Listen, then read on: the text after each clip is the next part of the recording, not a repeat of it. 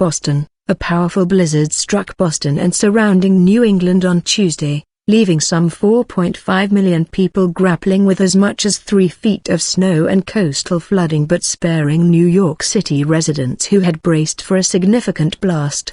Snow was forecast to keep falling today in eastern New England, possibly setting a record snowfall in Boston. At Logan International Airport, 23.3 inches of snow was on the ground early evening, swept higher in parts by strong winds.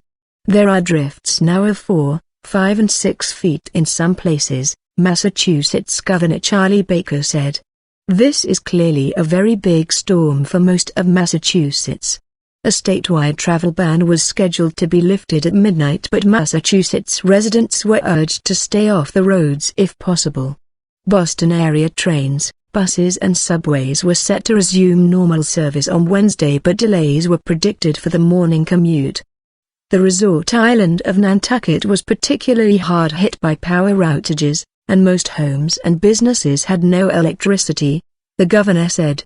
Icy flooding closed the island's downtown waterfront, whiteout conditions forced some roads to be shut down and ferry and plane service was cancelled, according to local reports.